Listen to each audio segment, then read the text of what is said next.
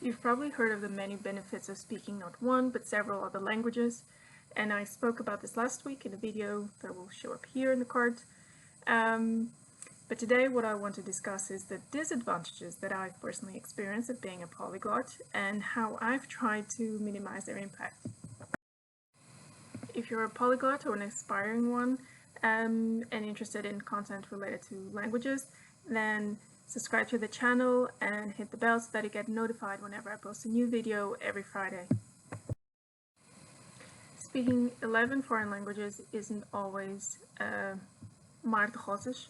I'm bad at expressions in any language. I'm actually surprised I know this one in my own. Anyway, so it's not always easy, and I found myself sometimes in situations that I wish I didn't. So here's why. Texting is so common these days. Everyone is doing it, WhatsApp or whatever other system you may use. But have you actually thought how inconvenient it is to select all the language, have all the options of different language that you want to communicate in? So at some point in time I had, I think, 6 different languages in the settings on my phone, and it was chaos. So some I hardly used because I don't have contact with I don't know, German people every day.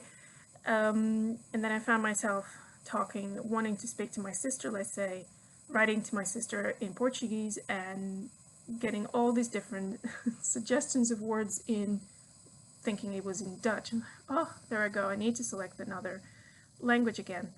So now I've actually have only 3 languages, I think, on my phone. That simplifies, so whenever I want to, let's say, write in Polish, which doesn't happen often these days, I don't care I'll have all the correct characters. I just want to get the message through in the fastest way possible. So understanding the languages around you makes them sound like noise at times. So I spoke about this a bit in my last week's video about the advantages of being a polyglot. If you're into gossip or whatever, understanding what's going on around you, it's nice that you can speak the languages, but if you need to focus, it could be a downside. So if you're trying to work and you have people around you speaking other languages and you just can't turn them off because you understand what's going on, that's an issue. Or if you're in public transportation trying to read a book and some Brazilian women just came in and then that's it, that's spoiled. You have to listen to the conversation. And I noticed that I have this problem more when it's a language I know well or a language I'm particularly interested in. So I don't necessarily understand what's going on yet, not everything, but I'm just drawn to it. So yeah, let me know in the comments if you experienced something like this as well. One thing I personally don't like about being a polyglot is that people automatically, when they hear you're a polyglot, they automatically tag you as intelligent. And of course, being intelligent per se is not a bad thing, but it's the tagging that I don't like. So why is it that speaking other languages makes you more intelligent than anyone else? It's just a skill that I've mastered because I worked hard at it. And it's actually work in progress because you're never done with languages, I find. And to be honest, there are so many other things I'm not good at, so I may be clever in this specific skill, yes, but it doesn't make me as a whole person more intelligent, I find. So ask me to do subtract some number, I will be thinking until tomorrow. Where's my calculator? So the last thing I wanted to share today is the vulnerability related to learning a new language. So you end up being very uncomfortable, especially in the beginning, in order to expose yourself to the language, especially when you're trying to communicate with real people and you get out of the books and stuff.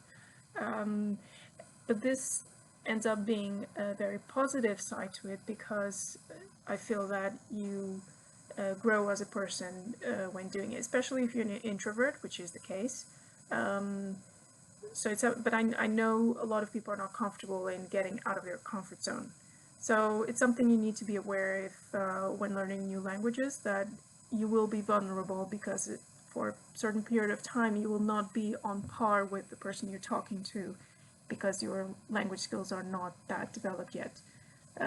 But if you sort of put that aside and say this is your issue, it's not, it's your issue in that specific point in time. If you work hard, you will get over it.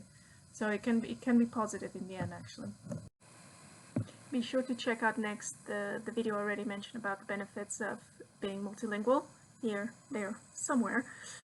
And if you like this video, hit the like button, be sure to subscribe, and I'll see you in the next one.